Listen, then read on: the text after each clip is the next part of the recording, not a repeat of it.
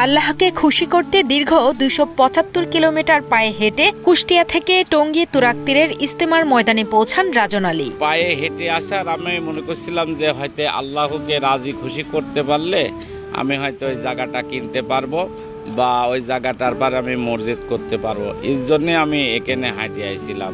২০২৩ সালের ইস্তেমাতে আসা শুরু করেন তিনি।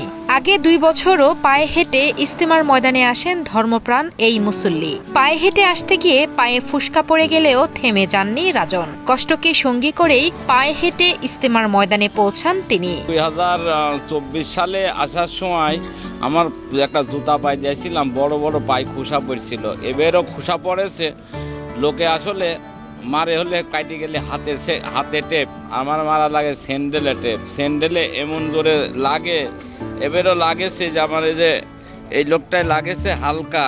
এবার খুসাটা কম পড়েছে, এবার ইনশাল্লাহ একটু সুস্থ আছি, এবার আল্লাহর রাস্তায় একটু ভালো আছি। এবার আর এমন সমস্যা আমার হয়ে নাই, না হওয়ার কারণে এবার একটু খুব ভালো আরামদায়ক আছে। আর ২০২৪ সালে খুব কষ্টে জীবন এই আইসি ইস্তেমার মাঠে পৌঁছাইছিলাম, খুব কষ্টে পৌঁছাইছিলাম।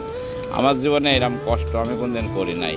রাজন আলীর ইচ্ছে একটি মসজিদ নির্মাণ করা, তবে অর্থাভাবে তা সম্ভব হচ্ছে না। তাই আল্লাহকে রাজি খুশি করতে তিনি ২৭৫ কিলোমিটার পায়ে হেঁটে কুষ্টিয়া থেকে টঙ্গী তুরাগ তীরের ইস্তেমার ময়দানে পৌঁছান। তার বিশ্বাস, আল্লাহ সন্তুষ্ট হলে তিনি জমি কিনে মসজিদ নির্মাণের সুযোগ পাবেন।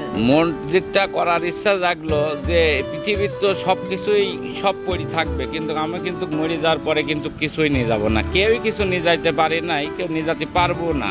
কিন্তু আমি মনে করছিলাম যে মসজিদটা যদি কৈঠি যেতে পারি, সারা জীবনের জন্য মসজিদটা থাকবে।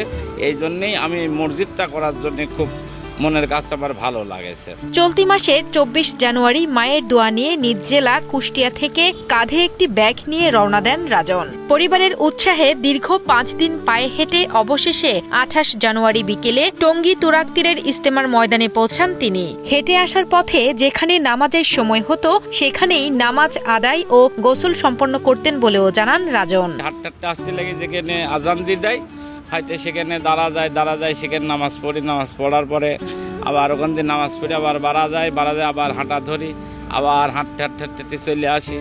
আবার হয়তো খাওয়ার টাইম হলে খাই আবার হাঁটা ধরি। আর গোসলের টাইম হলে গোসল, বেশিরভাগ আমি জহরের নামাজের সময় গোসল করি বেশি।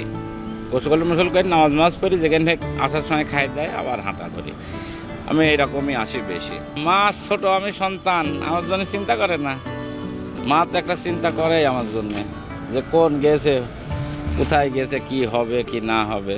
তারপর আমার মা আমার জন্য দোয়া করে যেন আমি ভালো ফিরে যেতে পারি।